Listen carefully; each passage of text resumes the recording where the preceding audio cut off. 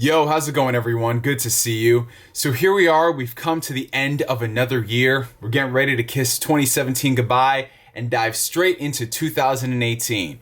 Now, around this time of year is where a lot of people like to create these New Year's resolutions. Basically a list of goals and tasks, things that they want to accomplish in the new year.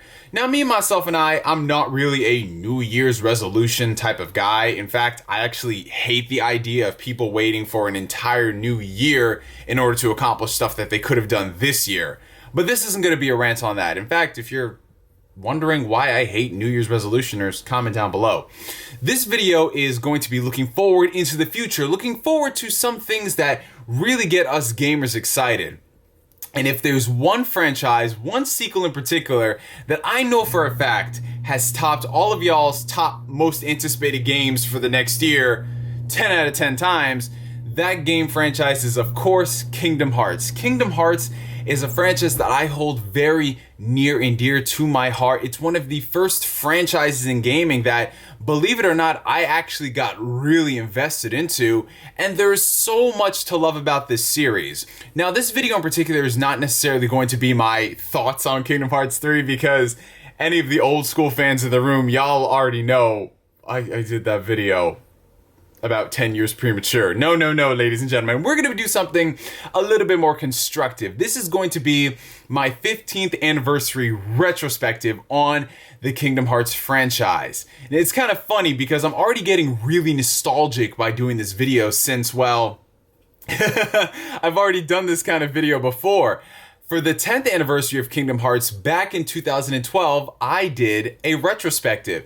And in that video, I basically did what you're going to see today. I talked about how I got into the series, some of my favorite games, and what I'm looking forward to in the future. So if you've already seen that video, keep in mind this is going to be kind of a regurgitation, but I think it's going to be really cool to see how well I'm able to duplicate some of the things I said there, because these memories are things that are really ingrained. So I have a particular, like, when I talk about the first Kingdom Hearts game, I'm talking about all the memories surrounding that, and I could remember it to a T. So I'm going to do my very best to see that if I can line up those memories from 2012 to 2017, I think it'll be kind of funny if you play both these videos side by side. But enough of that. Let's get into today's video. How I got into Kingdom Hearts is very interesting because this was not a series that was on my radar at all. Like, I'm sure many of you guys, when you have games you're looking forward to, you read up a lot about them. Me, myself, and I could care less about what in the world a Kingdom Hearts was. I'm being completely serious. Up until one fateful night, I had no idea what this game was, because back in the day, I was not a big video gamer. Sure, I had the Super Nintendo, played the N64, I played all the big games that came out, but if I could count on one hand how many games I played as a child in 1 year, they would fit on one hand. Neo was a very studious guy. He really wasn't big on video games. He was more into comics back when they were really good, and video games were sort of like, if I want to do something else. You know what I'm saying? But there was one night in particular where I happened to be hanging out with my sister. You know, I was doing my homework. Again, a very studious individual. And she got into the habit of recording a lot of stuff on TV. When it came to anime in particular, this is way before, you know, the DVDs were really readily available in America. So whenever we had the opportunity to catch some anime on TV, mainly on Adult Swim, we would record the shows. So, you know, we checked out Inuyasha. That was one of the first shows she recorded. I would record a lot of cartoons like Ed, Edd n Eddy because, as I'm sure y'all know, Cartoon Network, when it comes to proper home media releases, not even just Cartoon Network, but Disney and Nickelodeon, they're just a dime a dozen. Well, that's the wrong phrase to use, but they're very scarce. They're sparse. You can never get a complete series until, you know, many years after the fact. But this one night in particular, she was staying up to record a commercial. And I thought that was very odd. Like, why would you be recording a commercial for something? You know what I'm saying? Come to find out, it was for something that was on her Christmas list. Yes, my sister was the one who was recording the very first commercial for Kingdom Hearts. Now, I would play that commercial right here in the video, but I don't want to get hit by the copyright, considering YouTube from now is very different from YouTube 5 years ago, and you can get away with stuff. And yeah, I'm lazy and trying to get this done in one take.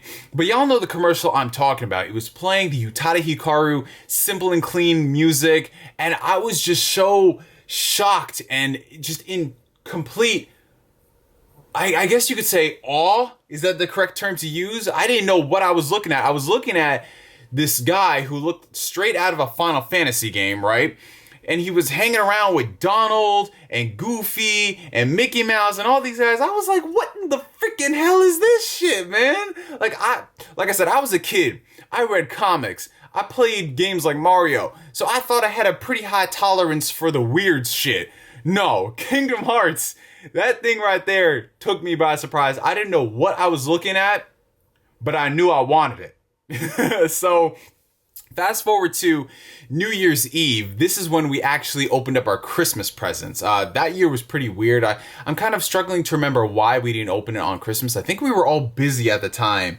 So we just decided to merge New Year's and Christmas into one. For Christmas that year, Santa Claus blessed us with a PlayStation 2 and assortment of video games. I got Dragon Ball Z Budokai, of course. My brother got some weird sports compilation game. I don't know, he was like 3 years old, so what was he going to do with that anyway? And my sister got the very first Kingdom Hearts game. Now here's the thing. Since we opened up our presents on New Year's Eve, going into New Year's Day, it was past midnight. So of course, like, we didn't have much time to stay awake since we were already tired. So what's the first thing that we did? We played video games. Yes, I booted up Dragon Ball Z Budokai. I jumped straight into the versus matches, and I was just having a blast, man. I was really big on that Dragon Ball Z life back in the day. I still am now. And just playing that game in all of its weird yellow Kamehameha, Cell with the really strange voice for his perfect form, playing through that was just so beautiful. But it came time to pass the controller over to my sister. You know, this is a very different Neo than the Neo of today, where if I had a game like Budokai, I would just be like, woman, do you not see what I am playing right now? Dragon Ball Z Glory. But back then I was a bit more considerate of my siblings. So she booted up Kingdom Hearts, and man, when I tell you, like, that level of complete shock and awe from the commercial, when that intro started playing, it was amplified by 10, man. Just the music and the beautiful, like, cutscenes. I had never seen anything like that in gaming. Like I said, I went from playing something like Legend of Zelda, Ocarina of Time, to going straight into Kingdom Hearts. Like, that right there was one of the biggest jumps of all time.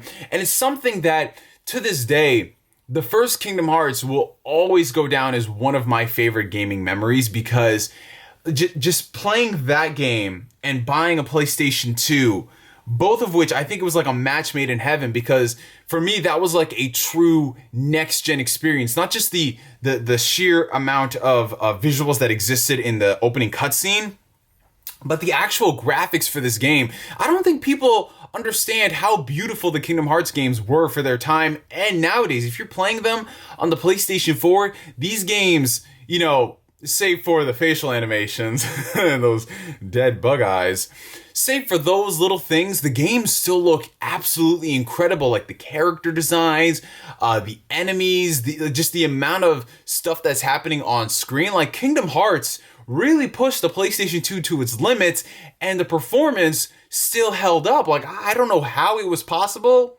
but Square did it. So while playing Kingdom Hearts was so much freaking fun back in the day, it was not an experience that, well, how do I say this? It's not an experience that I hold very near and dear to my heart in terms of progression.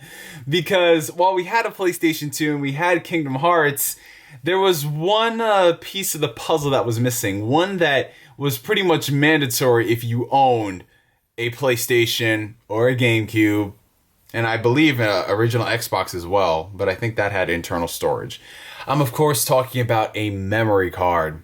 Yeah, in all of our excitement for the holiday season, we forgot to include a memory card on our Christmas list. So you know what that meant. Restarting Kingdom Hearts every single time we wanted to play it. Now, for me, Budokai wasn't a big deal because you can unlock the characters pretty easy and you can just play the story mode over and over. but Kingdom Hearts was an RPG. So if you turned off the system, you had to restart it all the time. And at first it was kind of cool because we got to watch the intro. But the more and more we kept having to do that, the more we realized, boy, we can't keep playing the Destiny Islands over and over and over again. We can't keep doing this because we got ourselves into a catch-22.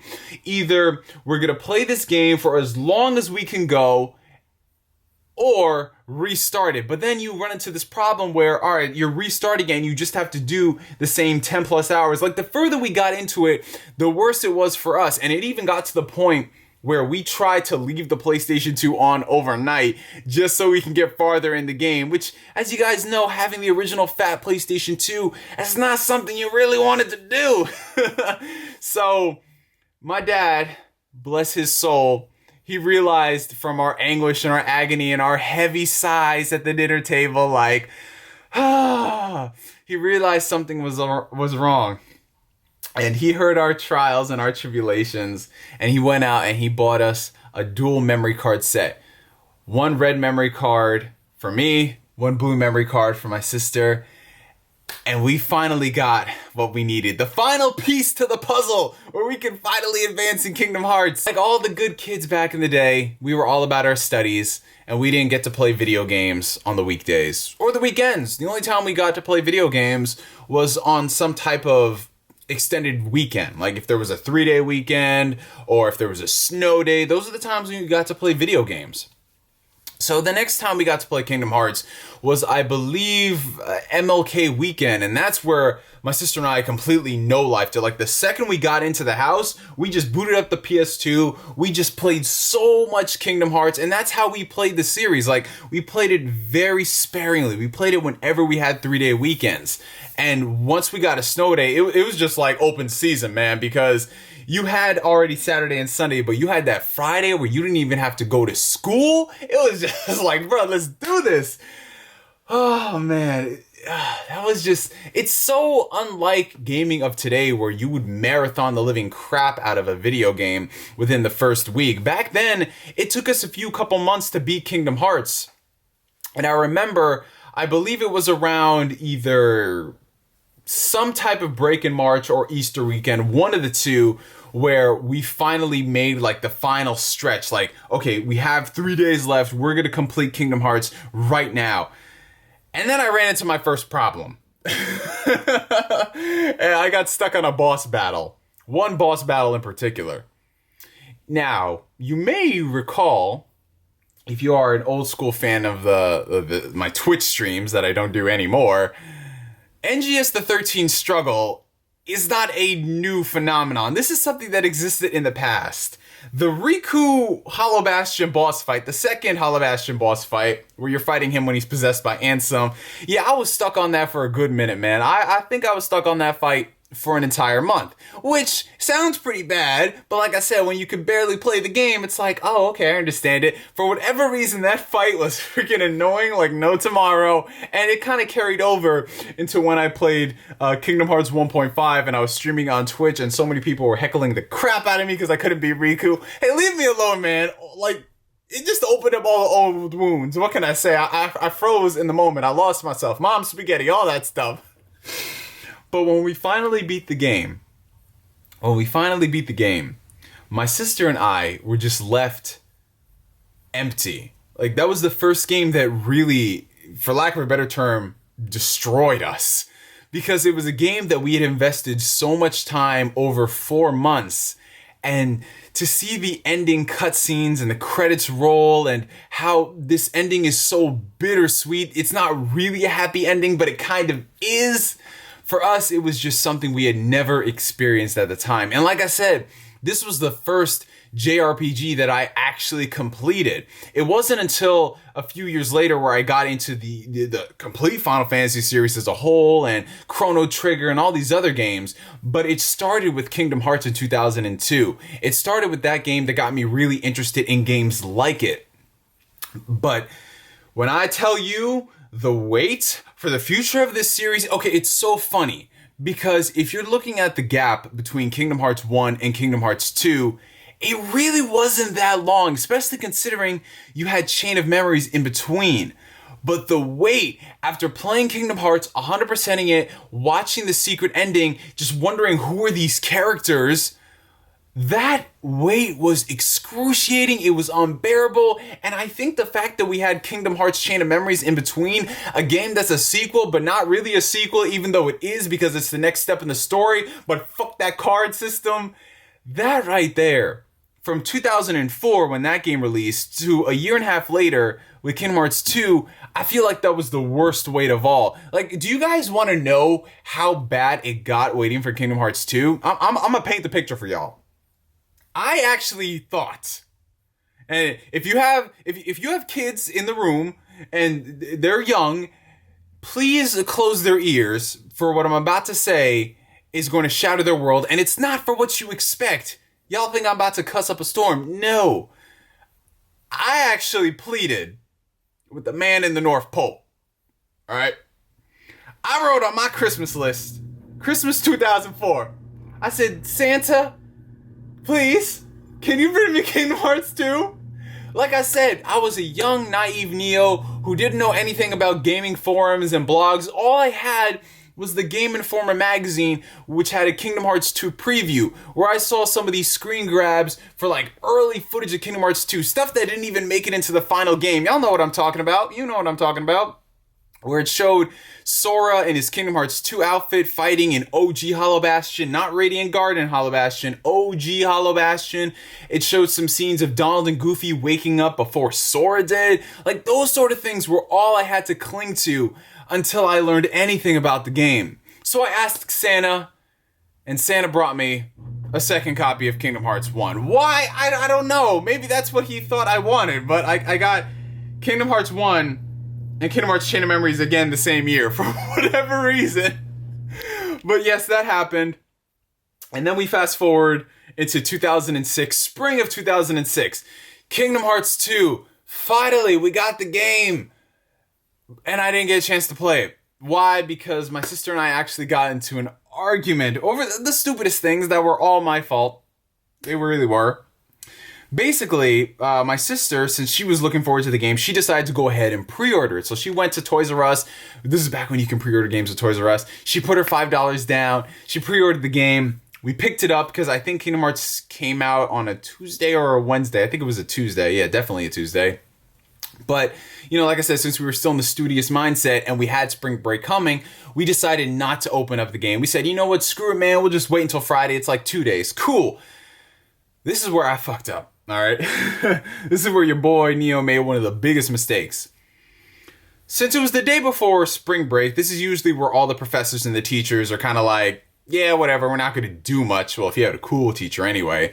So since we didn't have much to do, I decided to bring my copy of Kingdom Hearts 2 into school. Because when you're a kid and you tell your friends that you got the latest and greatest video game, they tend to not believe you. They think you're bullshitting, especially if you hang around with niggas. That's nothing. That's like what they do. It's in the nigga Bible. It's Niggalations 14:13. Thou must brag on shit that you don't own. You know what I'm saying? But I wasn't going to take a verse from that book since I had the game.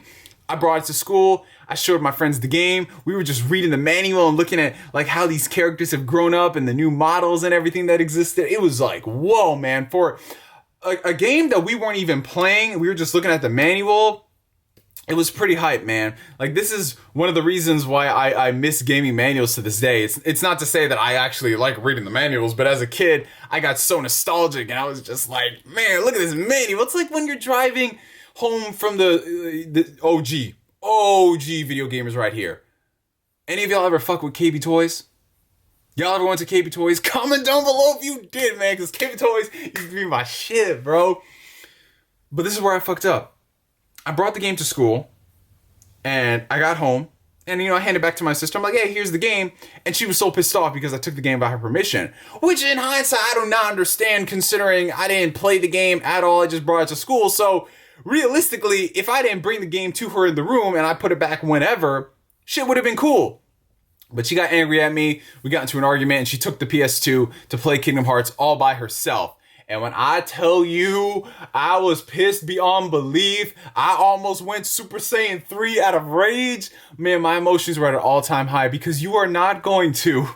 This game I was looking forward to for so many years. You are not going to be on some petty shit and take this game away from me. I was so angry. Oh, I was so freaking angry. I was ready to pack the bag and leave the house for no reason. So, the next day, my dad, he was just wondering, like, why there's such just, like, anger and animosity in the house. You know, my sister, like, you know, females, like, when they get angry and they get in their emotions, they like to seclude themselves from everything and not talk to you and tell you what the problem is. My dad didn't know what in the world was going on, so he was just like, okay, what is going on in this house? And I explained to him the situation. He was just like, okay, y'all are making a big fuss over a damn video game? Fuck this shit, I'm out. And I was like, oh, damn. Why is he pissed off? So a couple hours later, I get a call from my dad. He's at Target. He's like, hey, what's that video game that just came out that y'all were arguing about? Oh, it's Kingdom Hearts 2. Okay, cool. And I'm just wondering, like, why in the world would he be asking me that? Because it's weird. Like, why would your parent ask you what game that they just bought, what was the name of it? Come to find out, my dad came home with not only a brand new PlayStation 2 Slim, but a copy of Kingdom Hearts 2. I was just so out of my mind. Like, I could not understand what was happening because it was April Fool's. And I was thinking to myself, okay, my dad's jokingly going to bring over a copy of Kingdom Hearts 2, right?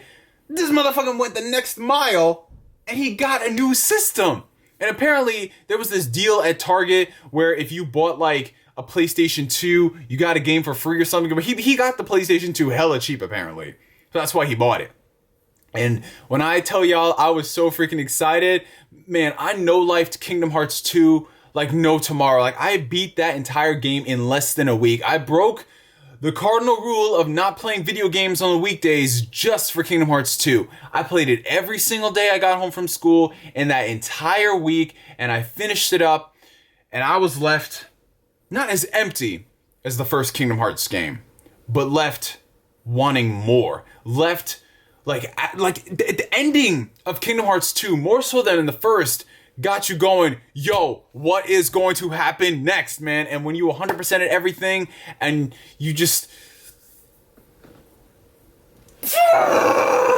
that ending, you didn't know what was happening. If you thought the first one was just insane, the second one, you have no context whatsoever.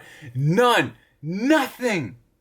And so, unlike the first Kingdom Hearts, there was a little bit of a lesser weight that existed from the next Kingdom Hearts game going forward, because we got Kingdom Hearts 2 Final Mix, which is not really a new game, but it had a bunch of new content, and more importantly, new story dialogue, new cutscenes, and a brand new secret ending that was just out of this freaking world. To this day, people still think that the secret ending for Final Mix is Kingdom Hearts 3. Y'all remember this if you were back on YouTube like 10 plus years ago. Kingdom Hearts 3 trailer, and it was the trailer for Birth by Sleep. Okay, that's not Kingdom Hearts 3, but we thought it was for a while, until Nomura came out and said, no, it's not Kingdom Hearts 3. It's actually one of two new games I'm working on. Kingdom Hearts Birth by Sleep and Kingdom Hearts 358 by 2 days. Now, this is where the Kingdom Hearts series would live for the foreseeable future on the handhelds, because handhelds are very big in Japan, and it's not really like Square to put all of their major installments on a handheld. So if they can put a prequel or a midquel or something of the likes, it's a sequel but not really, Chain of Memories, Dream Drop Distance, we're going to put it on the handheld. So that's what they did. 358 by 2 days came out. I played it. I enjoyed it for what it was. Wasn't really my cup of tea, considering Birth by Sleep was right on the horizon.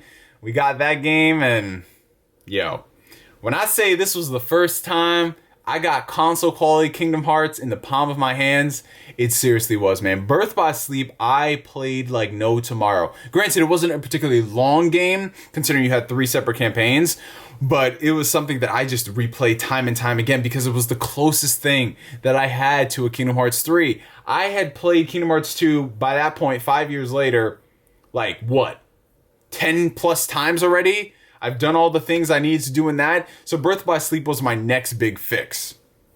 And I enjoyed it, and I loved it. Then I played Dream Drop Distance, and I enjoyed it, and I loved it. But both of those games left me wanting more. They were games that I really enjoyed looking back, but they just couldn't fill the hole in my heart that existed. The hole from Kingdom Hearts 1 and Kingdom Hearts 2, those games they just couldn't satisfy me. They were great in the moment. I had a blast playing them, but they kind of felt incomplete by comparison. They felt like pieces of a puzzle. They were great Kingdom Hearts experiences, but they weren't the whole experience. It just felt, I don't know, maybe it was because they were on the handheld and they were kind of limiting.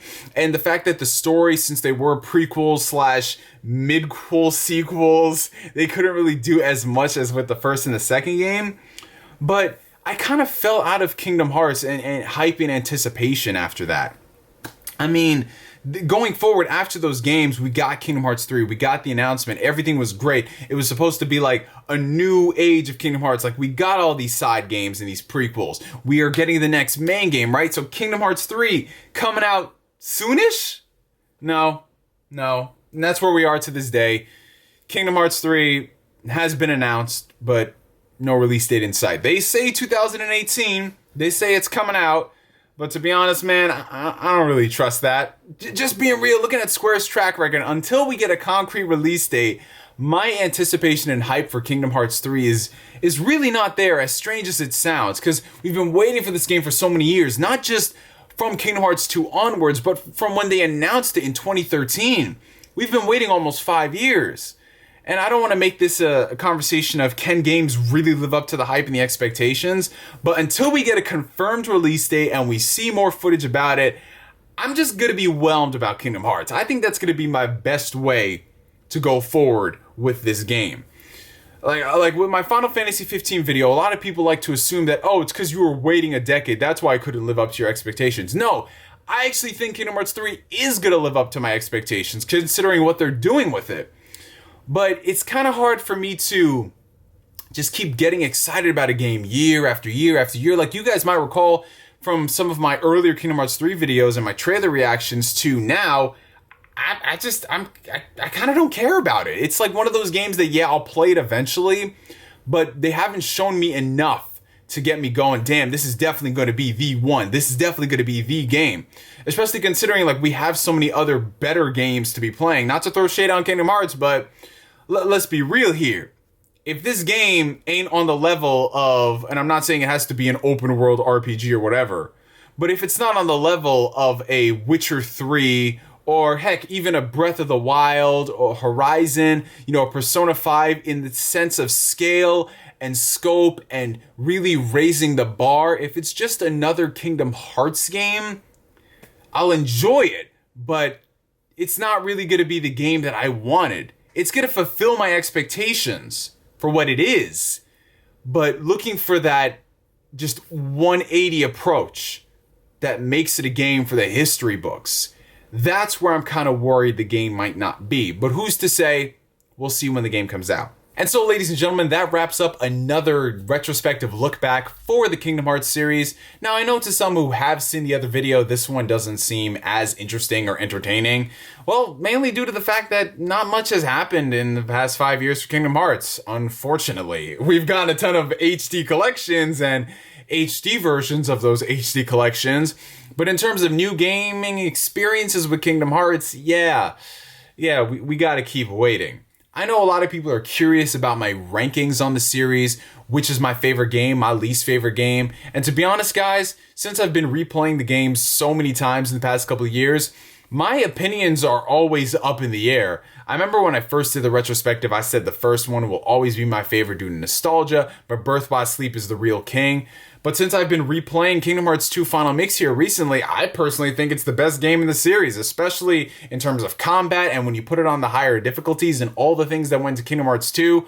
I love it head and shoulders over every other game in the series. That's not to say the other games don't have their benefits, like Birth by Sleep. I really do love the story in that game. Dream Drop Distance, I like some of the mechanics they introduced. But as a whole, I think every single game in the series, save for, you know, the useless ones like Coded and those cutscene theaters, I think every game is relevant in some way, shape, or form.